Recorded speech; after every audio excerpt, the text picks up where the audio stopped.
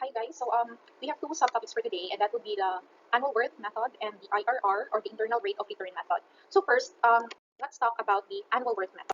The annual growth method, the AW of a project is an equal annual series of dollar amounts for a stated study period that is equivalent to the cash inflows and outflows at an interest rate that is generally the MARR, or the MAR. Hence, the AW of a project is annual equivalent revenues or savings. Okay. Annual revenues or savings represented by R,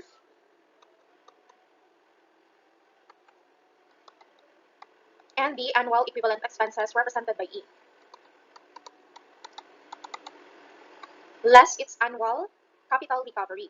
So that would be the CR, not the comfort room, but the capital recovery, equivalent capital recovery na CR, CR amount, or capital recovery amount. Okay, recovery. And of course, we have the annual equivalent value of R, E, and CR is computed for the study of N period, which is usually in years, ang N. And we have here an equation na AW equals R minus E minus CR. So we discussed that here.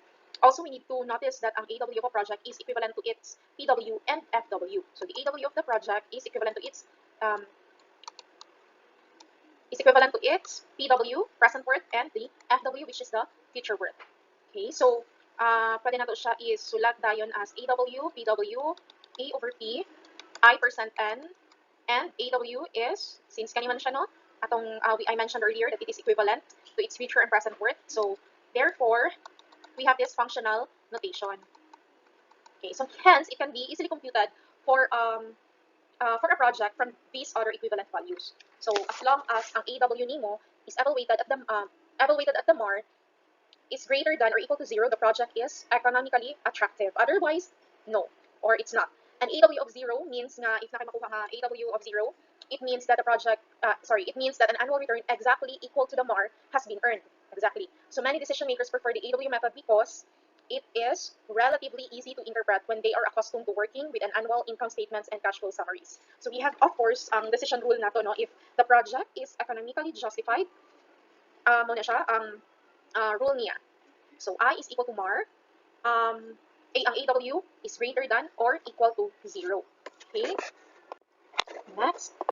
Of course, it should be taken note nga the CR amount or capital recovery amount for a project is the equivalent. Is the equivalent uniform annual cost of the capital invested. So it is an annual amount that covers the following two items. What are these two items? First is the loss in value of the asset.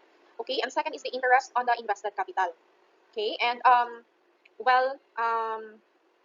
there are several convenient formulas by which pwede na to i-compute or calculate ang CR amount to obtain ang results sa table in the next slide. I will show you. But the easiest formula to understand involves finding the annual equivalent of the initial capital investment and then subtracting it, initial capital investment and subtracting it to the annual equivalent of the salvage value. So naata ani nga equation, this equation. So you can also compute ang CR amount. There are alternative ways kani, but this is the easiest na formula para mag-compute sa CR amount. So I is the initial investment for the project. Okay, and we also have the S. The S is the salvage or market value at the end of the study period. N is the project study period. I hope by now you know nganong gitawag ka to siya study period. Na-mention siya sa first part. Okay, but understandable na po siya. So project study period ang N. So we have N here. This is the period, the salvage market value. This is the initial investment for the project. Sige, let's I'll show you the table. This is the table na gigamit tong nga equation, si 5-1. Is it 5-1? No? And this contains the calculation of equivalent annual CR amount. So of course, on the leftmost na atay mga years, and then naakay value of investment at the beginning of year, and then uniform loss in value on the third column. Then the interest on the beginning of year, and I is equal to 10% interest, and the CR amount for year. A CR amount for year. So here CR at 10% is mali siya ang computation niya. PW, present worth of CR amount at I equal to 10%. Apil po siya sa pag-compute. So you have here the CR amount.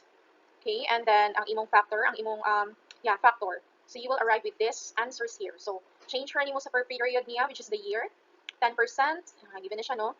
And so by substituting the CR, I%, ang interest niya, expression of our equation, katong CR equation, katong CR nga formula, makakuha ta ani if i-substitute nimo siya sa AW.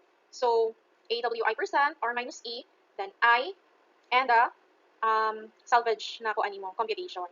And then you will also arrive ang CR cost nimo is for say 10%. So this one here, simplify, you will have 2,310.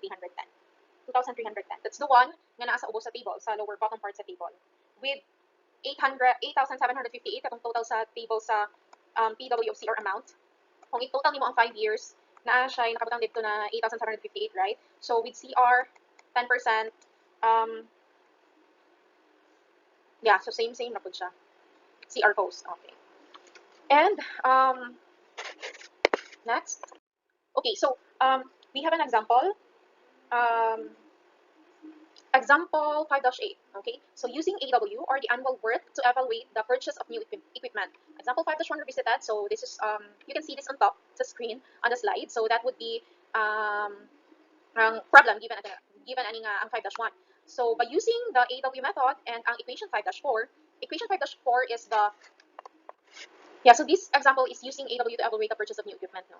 And then so may mga given na to diri, 25K. Yes, this is the investment cost. Equipment will have a market value of 5K at the end of 5 years, and then imong 8K per year nga attributable, productivity attributable. Okay, na subtract na, okay, and more na 20%. Okay, so AW method. The solution would be, of course, take note na to ang formula for the AW na, is this correct? R minus E minus I plus ang salvage or market value. Okay, so nagyon sa niya, si R minus E is the 8K. If you can recall, ang 8K niya is subtracted na dira ang mga revenue generated by the additional production. So that is, the 8K is represent na sa R minus E ang 8K automatically. And then you will also notice nga sa 5-5 na equation, this is equation 5-5, no?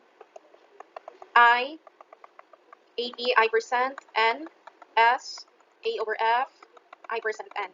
So with that, mo na ni siya here. Okay, so you have the 25K nga investment cost and ang 5K nga market value or imong salvage value. So simplifying that one, you will arrive with this equation. Of course, again, and natano ani nga chapter. So by now, mag-look up na lang mo sa table so that you will get unsay equivalent factor ani niya factor formula. Replace that computed factor, multiply siya sa katong given niya nga value kanina dire, or the value before ang factor, and then simplify. So you will have 312.40. Okay, so 312.40. Now, because it's AW 20% is positive, no? Wait lang, kay ang more man good na given sa 5-1 is 20%. So here, AW 20% positive, the equipment more than pays for itself over a period of 5 years. While earning a 20%, napagid siya earn pagid siya og return per year on the unrecovered investment. In fact, the annual equipment surplus is 312.4, which means that the equipment provided more than a 20% return on the beginning of your unrecovered investment. So this piece of equipment should be recommended as an attractive investment opportunity. Okay. Also, we can confirm that AW 20% is equivalent to PW 20%. With ang PW no is na 20% is 934.29. And ang future worth niya na computation po nato on one of our examples that revisited po ang 5-1 is 2,324.8. So, 20%, kani siya to gamiton, present worth niya 934, for future FW is 2,000. Compute that one, same naman siguro o kanang given dere. Ang kani siya ha, of course, different factors, 312 and 312.40, which is equal of siya. So, yeah. Okay, next. Now, we have here an example of about the equivalent uniform annual cost of a corporate jet. So, a corporate jet costs 1 million 350,000 and will incur 200,000 per year in fixed costs, maintenance, licenses, insurance, and hangar rental. Okay. Na $277 na rate, that is per hour, and variable cost na fuel, pilot, expense, etc. The jet will be operated for 1,200 hours. Di uniform na lang niya naka-hours siya.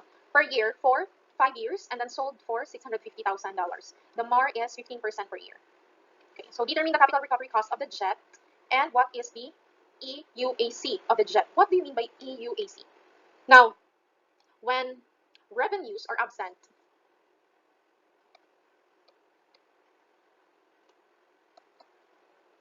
we designate this metric as EUAC.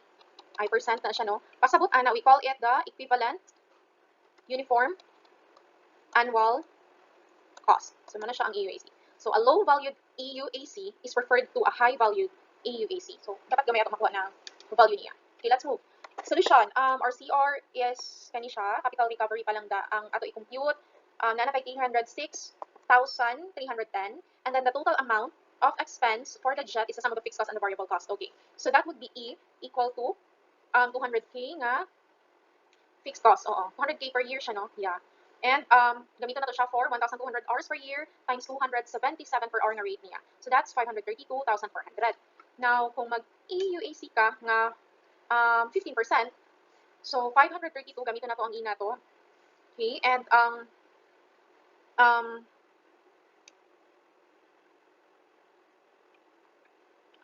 okay, sorry.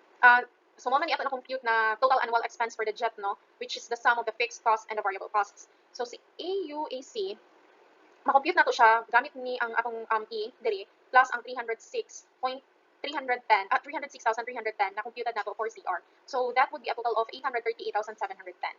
Okay. Another example. Okay, so this is this example, refer to this one here. This is determination of annual savings by using the AW method. So based on the example 5-2. So consider the retrofitted space heating system described in this example right here. Given the investment of $110,000 and market value of 8K, at the end of 6 years study period, what is the minimum annual electrical power savings in kWh?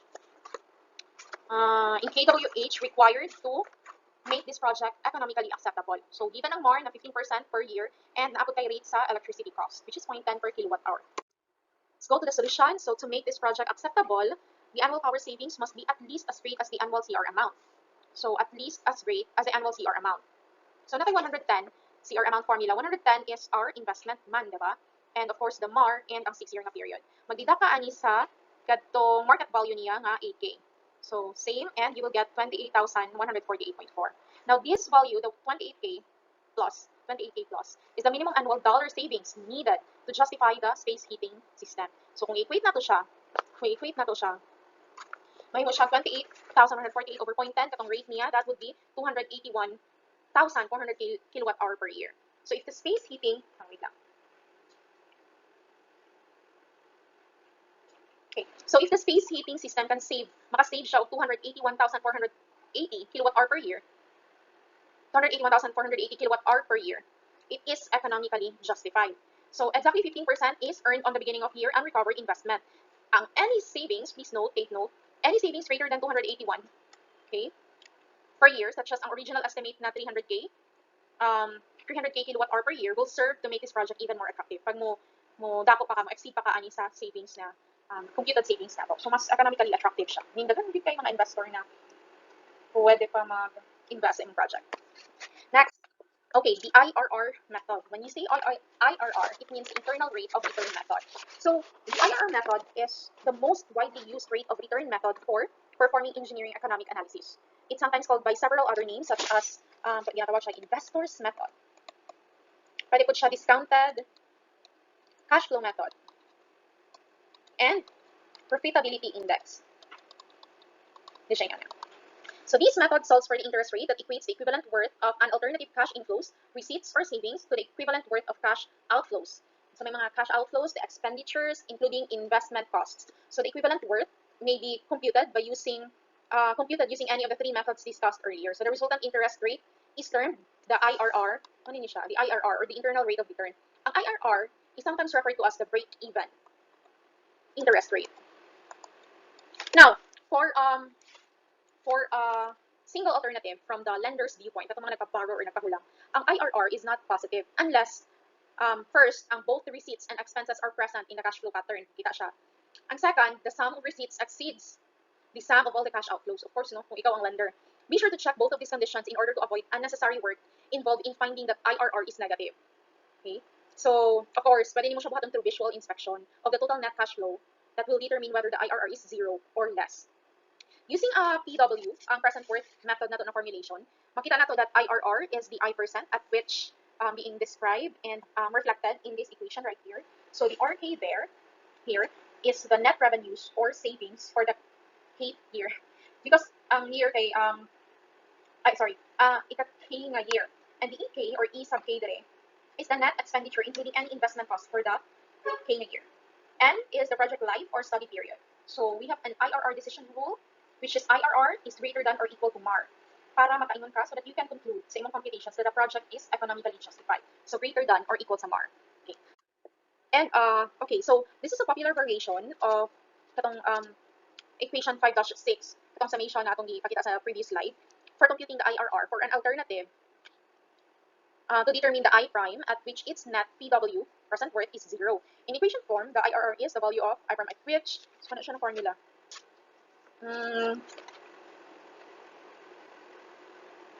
Okay.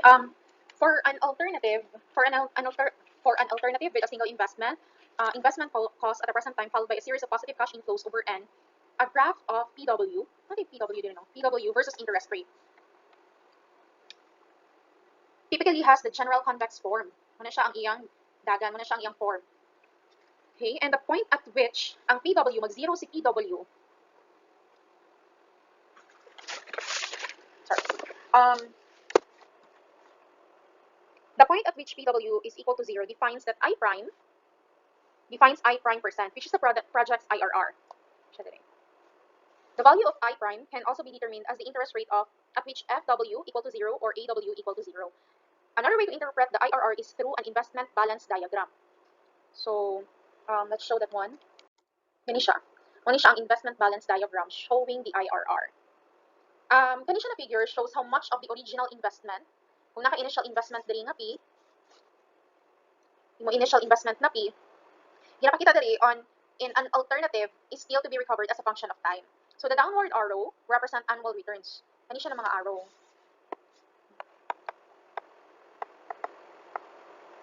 Okay, naakay ko andara no kanina mga RK minus AK for 1 less than or equal to K less than or equal to N. Kanang conditions against the unrecovered investment. And the dash lines, kanina mga dash lines here indicate the opportunity cost of interest or profit on the beginning of year investment balance. So the IRR is the value of I prime in this figure that causes the unrecovered investment balance to exactly equal 0 at the end of the study period.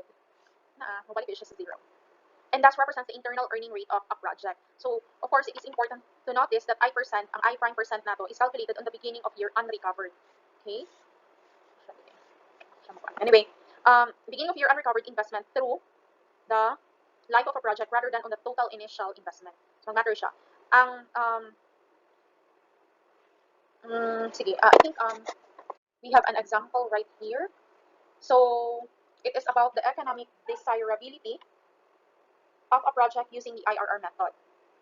So AMT is considering the purchase of a digital camera for the maintenance of design specifications by feeding digital pictures directly into an engineering workstations. Okay, where computer-aided design files can be superimposed over the digital pictures. Differences between the two images can be noted and corrections as appropriate can then be made by design engineers. Okay, the capital investment requirement is $345,000 and the estimated market value of the system after 6-year study period is $115,000. Annual revenues attributable to the new camera system will be $120,000, whereas the additional annual expenses will be $22,000. You have been asked by the management to determine the IRR of this project and to make a recommendation. Kung siguro kung palitan ba nila or mo ano ba sila, mo purchase ba sila or not. The corporation's MAR is 20% per year. So first, using linear interpolation. Okay. Okay, so by linear interpolation, we can easily see that the sum of positive cash flows, 835. Wait lang. So it says here nga, ang positive cash flow is 835,000. 835,000. And exceeds the sum of negative cash flow, which is 455,000. Okay, so the compute na niya daan. Thus, it is likely what a positive valued IRR can be determined by writing down for PW of the project's total net flow, net cash flow, and setting equal to 0. We can compute the IRR. Okay, so it's set to 0 na to. We have the PW, no, computation, minus 345. Katong 345 is the capital investment requirement, and the 120 is the, I think, the annual revenues, with the 22,000 additional annual expenses for the 6 years, and okay, I prime percent. So we have here, simplifying this one, positive ra siya, and wala pa tani. So to use linear interpolations, we need first to try a few values for I. A good starting point is to use MAR. Okay, so nag-mention siya MAR na 20% sa akong given. And at I prime na 20%, ang PW is, kung is-substitute na to siya, na akay 19,413. Okay? And since the PW is positive at 20%, no, we know that I is greater than 20% na dayon siya. So let's try the 25%. Now, at 25%, kung i-check na to siya, kakuha ka nga factor, i-plug in lang minimum 25% sa atong first equation na to, nga solution. So you will have this factor. So nakay negative 25,621. So naatay at 20, positive siya, at 25, negative siya. Now that we both have a positive and a negative PW, the answer is bracketed, o nga na siya, meaning within ra sa iya, within a range. The dash curve in 5-5, katong dash na to. Katong invest, no, this is not the one. Okay. Wala siya nakita. Okay, lahi siya. Sige. Wala na ko na siya na-show because we didn't tackle the, wala na siya. Sorry ha, wait lang. Oh, na siya. It's included in my slide. Kuan pa, one more slide next to this. Sige, let's check na lang later. Ang dash curve in the next slide, the figure, is what we are linearly approximating. So the answer, ang I% can be determined by using the similar, sige, let's try to look at na lang this one here. Moni siya, si 20, within 20 to 25% ang atong range na i-consider. Okay, now, si line BA, okay, line BA is, line BA over line BC. Okay, mag-interpolate man ta. Line BA over line BE. Line BA and line DA. Ano siya yung equivalent. Then, si line BC, parallel niya si line DE. So, ano lang siya. And then, here, BA is the segment B minus A. So, si BA, kani, is the B minus A equal to 25 minus 20%. So, nakay, kung nakay 25 minus 20% over ang 19,413 nimo, 19,413, muna siyang na-compute na to sa I at 20%, okay? And what do you call that one? Minus ang negative, atong 25 nimo, 25,621 is equal to percent minus 20% over 19,413 minus 0.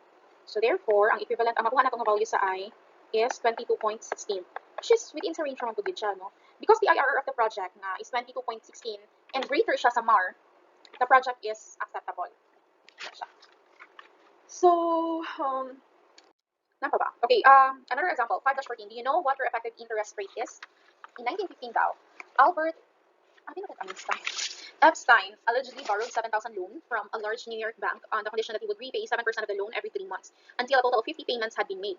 At the time of the 50th payment, the $7,000 loan would be completely repaid.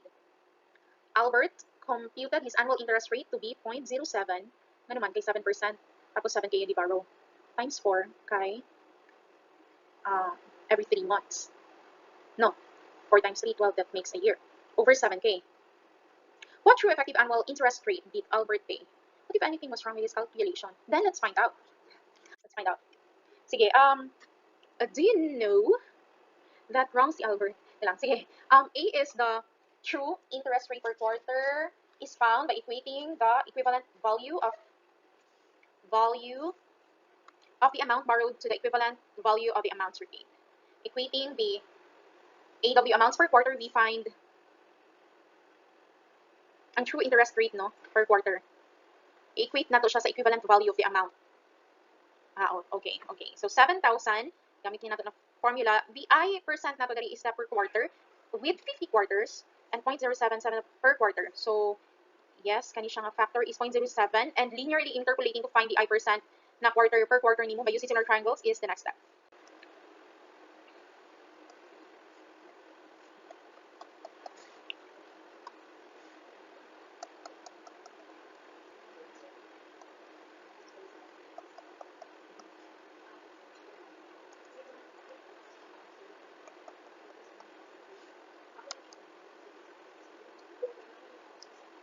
Dapat na ni siya yung mga names. Did you see? I think this is A. I hope I'm correct. This is I prime. This is 6% ang gigamit for 60%. Pila di atong mar? Ay, sorry. Pila ang interest involved? 7%. So, i-assume lang nato siya. 7% po diri. And okay na ni siya. CDB. AP 657 within 6 to 7 na rate. Okay. And pag ang factors niya na-compute na to ani, so natay 0.0634 and 0.725. Kung i-plot na nato siya, ingani yan awong. Okay, so we can compute for the effective I percent per year that Albert was paying by naman kay linear interpolation, just like what we did a while ago. So, muna siya, and line CD over line CD. Nakay 7 minus I prime over 7 minus 6%, which is equal to 0.0725. Okay, minus 0.07 over 0.0725 minus 0.0634. And that is I equal to 7 minus 1%, 0.025. Kung is simplify na nimo ang equation sa taas, 91. And you will get I prime percent na 6.73 per quarter. I prime is 6.73% per quarter. So we can compute na the effective I percent per year na gi-compute ni Einstein. After ana, ang saan naman dayon? Saan nato siya compute? So nakay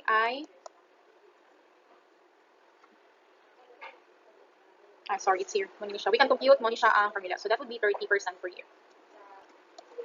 30% per year.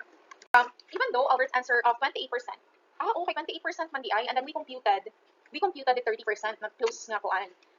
28%, his calculation is insensitive to how long his payments were made. For instance, you would get 28% and 20/50 quarterly payment for the true effective interest rate. Just read it by your own.